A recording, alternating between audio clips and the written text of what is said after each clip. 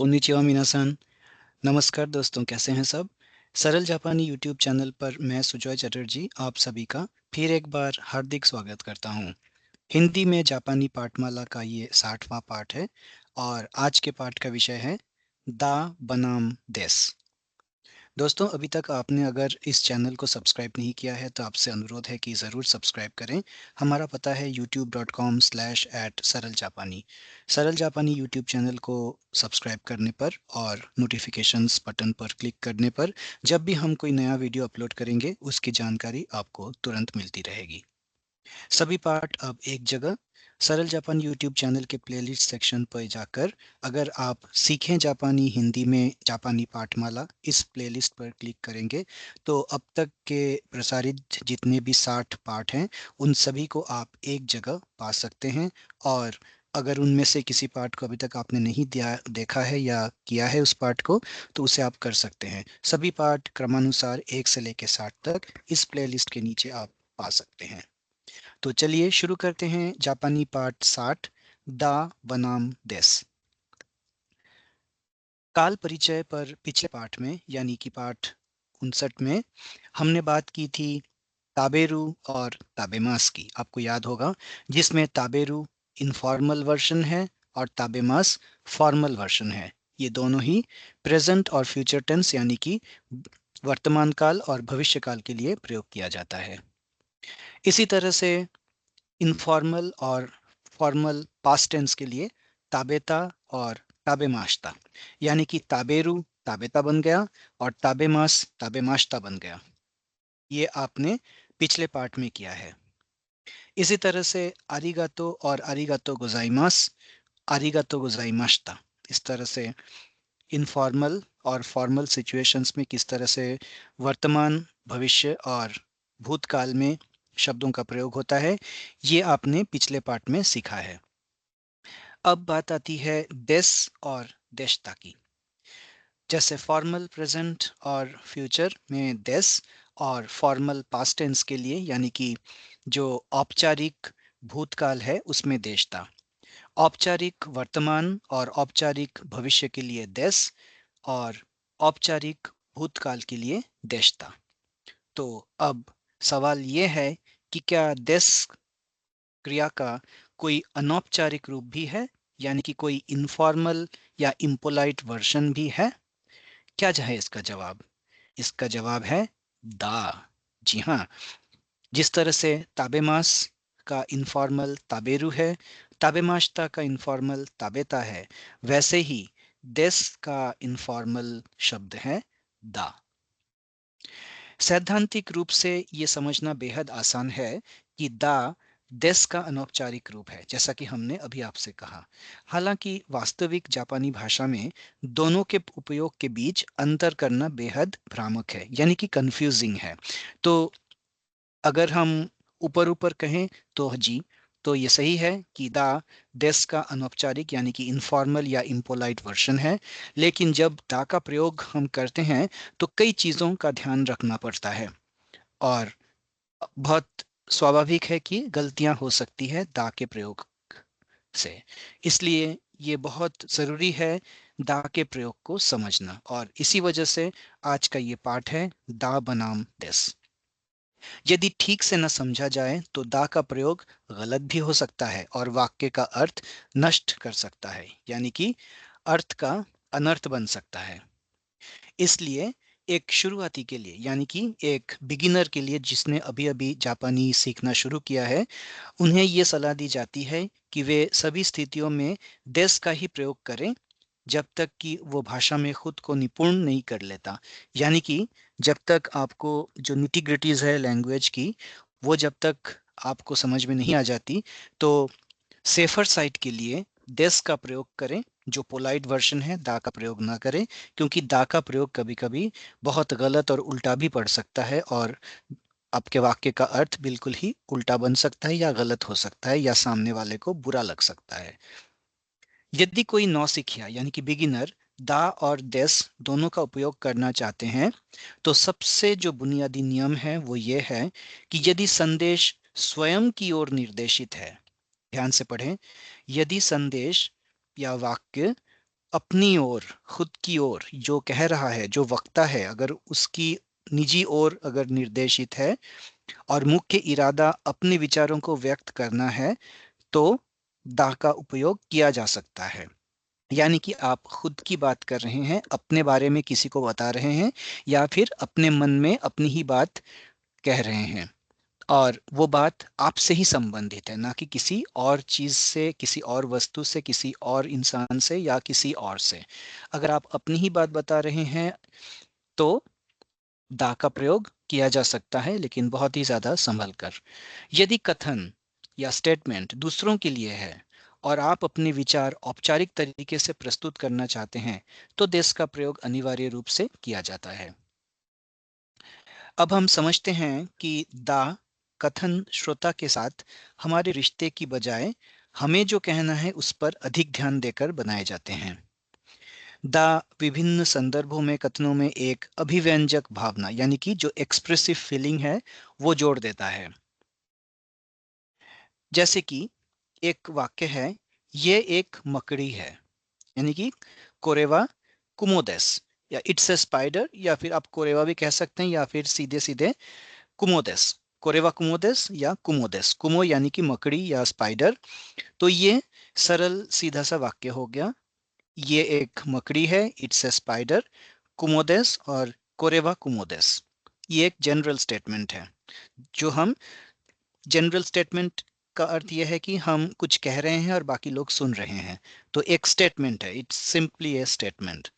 अब अगर हम एक एक्सक्लेमेशन की तरह कहें, मकड़ी, जैसे कि हमने ये किसी और से नहीं कहा, अपने ही मुंह से निकल गया। आपने अचानक एक मकड़ी देखी दीवार पे या अपने जमीन पे, फर्श पे, और आपके मुंह से निकल गया मकड़ी या स्पाइडर, तो उस समय आप कहेंगे कुमुदा। उस समय आप कुमोदेस नहीं कहेंगे, क्योंकि कुमोदेस तो फॉर्मल स्टेटमेंट हो गया जो आप दूसरे लोगों से कह रहे हैं। लेकिन अगर आप अपने मन में आउट ऑफ सरप्राइज, आश्चर्य होकर, या अचानक से एकदम से अगर आपने कुछ कहा अपने आप से, तो उस केस में आप दा का प्रयोग कर सकते हैं। बल्कि दा का प्रयोग ही होना चाहिए, क्योंकि डेस तो पोलाइट वर्जन है। आप जब खुद को बोल रहे हैं तब आप थोड़ी खुद को रेस्पेक्ट दे के आप कहेंगे कि कुमोदेस, तो आप कहेंगे कुमोदा। तो जैसे कि यहाँ पे लिखा हुआ है, an exclamation to self, a surprise, sense of panic और एक्सक्लेमेशन, यानी कि अचानक से जो बात आपके मुंह से निकल जाती है किसी चीज को देखकर सरप्राइजिंगली, या कोई एक एक्सक्लेमेशन है जो आप खुद अपने मन में कह रहे हैं, तो उस केस में दा का प्रयोग होगा। ये ध्यान रखने वाली बात है कि जापानी भाषा में कोई एक्सक्लेमेशन मार्क नहीं होता। इस तरह से जो एक्सक्लेमेशन मार्क है वो नहीं होता। हर वाक्य के अंत में ये इस तरह से फुल स्टॉप होता है। लेकिन आजकल जो जापानी जो युवा पीढ़ी है, वो इसका प्रयोग, एक्सक्लेमेशन मार्क का प्रयोग करने लगे हैं। तो कहीं कहीं पे ये अनीमे में या कहीं पे भी आप देख सकते हैं इस चिन्ह को, लेकिन जो फॉर्मल जापानीज है उसमें ये चिन्ह नहीं है। अब एक उदाहरण और लेते हैं। आज मम्मी का जन्मदिन है। ये एक सीधा सा जनरल स्टेटमेंट है। आज मम्मी का जन्मदिन है, यानी क्यों वा हाहानो तांजोबी देस। तांजोबी यानी जन्मदिन। क्यों वा आज, हाहानो मम्मी का, तांजोबी देस जन्मदिन है। तो देखिए इसमें देस आ गया क्योंकि ये एक जनरल स्टेटमेंट है। आप एक स्टेटमेंट रख रहे हैं कि आज मेरी मम्मी का जन्मदिन है, today is my mother's birthday. अब यही अगर आप अपने मन में कहें, मान लीजिए आप सुबह उठ रहे हैं, सुबह उठे हैं, और एकदम से आपको याद आ गया, अरे आज तो मम्मी का जन्मदिन है। तो ये आप किसी और से नहीं बल्कि अपने आप से कह रहे हैं, या अपने मन में आप सोच रहे हैं, अरे आज तो मम्मी का जन्मदिन है। तो जापानी में, अच्छा जापानी में आने से पहले आप हिंदी में ही देख लीजिए, तो दोनों में ही है का प्रयोग हुआ है। दोनों में ही है का प्रयोग हुआ है हिंदी में। लेकिन जापानी में पहले में देस का प्रयोग हुआ है और दूसरे में दा का प्रयोग हो रहा है। क्यों हाहा नो तांजोबी दा। आप जब अपने मन में कह रहे हैं तो ना तो ये वा पार्टिकल लिखने की जरूरत है और ना ही देस लिखने की जरूरत है, बल्कि दा। क्यों हाहा नो तांजोबी दा, ये आप अपने मन में सोच रहे हैं। तो ये एक इनफॉर्मल वर्जन हो गया देस का, क्योंकि ये आप खुद सोच रहे हैं, अपनी तरफ कह रहे हैं। हालांकि बात मम्मी के जन्मदिन की है, लेकिन जो टारगेट ऑडियंस है वो आप खुद ही हैं। आप किसी और से नहीं कह रहे हैं, आप अपने आप से कह रहे हैं। तो यहाँ पे दा का प्रयोग करना है। तो क्यों वा हाहानो तांजोबी देस, फॉर्मल स्टेटमेंट। क्यों हाहानो तांजोबी दा, informal and spoken to self. कुछ और एग्जांपल्स हैं, जैसे अचानक से भूकंप आ गया तो आप क्या कहेंगे? भूकंप, जिशिंदा, जिशिंदा। आप जिशिन देस नहीं कहेंगे। अगर आप किसी और से कह रहे हैं तो जिशिन देस कहेंगे, खुद से कह रहे हैं तो जिशिंदा। आग, जैसे एकदम से आग लग गई, काजिदा। हे भगवान या ओह माय गॉड, नानते कोतोदा, नानते कोतोदा यानी कि हे भगवान, जैसे हम कहते हैं। तो ये वर्ड बाय वर्ड एक्सप्लेनेशन तो नहीं होता। नानते मतलब क्या, और कोतो दा मतलब चीज है, मतलब ये क्या है, ये क्या चीज है, व्हाट दी हेल जैसे हम कहते हैं ना। तो नानते कोतोदा दोनों तरफ से हो सकता है। एक तो ओ माय गॉड हो सकता है कि आप सरप्राइज्ड हैं कि ये क्या हो रहा है, तो ज़्यादातर ये नेगेटिव सेंस में ही है। या फिर व्हाट दी हेल, या व्हाट दी, आपको पता ही है हम क्या कहते हैं, तो क्या बकवास है, या क्या जो हम हिंदी में भी कहते हैं, तो आप समझ ही रहे होंगे। तो उसके लिए भी नानते कोतोदा का प्रयोग होता है। तो ये एक स्लैंग है बेसिकली। तो इसमें भी दा का प्रयोग होगा। और स्लैंग की बात हम कर रहे हैं, तो जैसे हम किसी को गाली दे रहे हैं, अपने मन में कोई गाली दे रहे हैं, तो उस केस में भी दा का प्रयोग होगा। तो वो हमारे इस पाठ का विषय नहीं है, और ना ही हम वो आपको बता सकते हैं इस पाठ में। लेकिन आप खुद सोच लीजिए, खुद समझ लीजिए कि कौन से वाले शब्द हैं जिसके पीछे दा आएगा इस केस में, इस परिप्रेक्ष्य में। तो दा कथन किसी विशिष्ट श्रोता के लिए निर्देशित होने पर नकारात्मक अभिव्यक्ति व्यक्त कर सकता है। इसमें आक्रामकता की भावना होती है। जैसे हम मन में किसी को कोई जबरदस्त गाली दे रहे हैं, या फिर अपनी भड़ास निकाल रहे हैं, तो एक तरह से एक एग्रेशन आपके शब्दों में, आपके जो आप जो कह रहे हैं उसमें आ सकता है। तो उस केस में दा का प्रयोग आप करते हैं। कुछ मामलों में श्रोता को आश्चर्य, यहाँ तक कि भय भी महसूस हो सकता है। यानी कि जैसे आप उन्हें कुछ क्षति पहुंचाने वाले हैं, आप इतने गुस्से में हैं कि आप कुछ उन्हें मारपीट देंगे इस तरह से। तो इस प्रकार दा का ये प्रयोग श्रोता के निजी स्थान या प्राइवेट स्पेस पर एक प्रकार का आक्रमण है। यानी कि आप एक फोर्सफुली एक एग्रेशन दिखा रहे हैं किसी की तरफ। और जब आप ऐसा करते हैं तो आप अपने वाक्यों में दा का प्रयोग करते हैं। तो कोई देस नहीं कहेगा, कोई पोलाइट नहीं होगा, तब तो इम्पोलाइट हो जाएगा। तो दा का प्रयोग होगा। जैसे कि ये झूठ है, आप चिल्ला के कह रहे हैं कि ये झूठ है, झूठ है, सरासर झूठ, उसोदा। तो अगर आप पोलाइटली कहेंगे कि ये तो गलत बात है, ये तो झूठ बात है, तो आप तब कहेंगे उसो देस। ये नॉर्मल सिचुएशन है। लेकिन आप अगर उत्तेजित होकर गुस्से में आकर किसी से कह रहे हैं कि ये झूठ है, ये मेरे खिलाफ कोई झूठ कह रहा है, तो तब आप थोड़ा सा एग्रेशन के साथ कहेंगे उसो दा।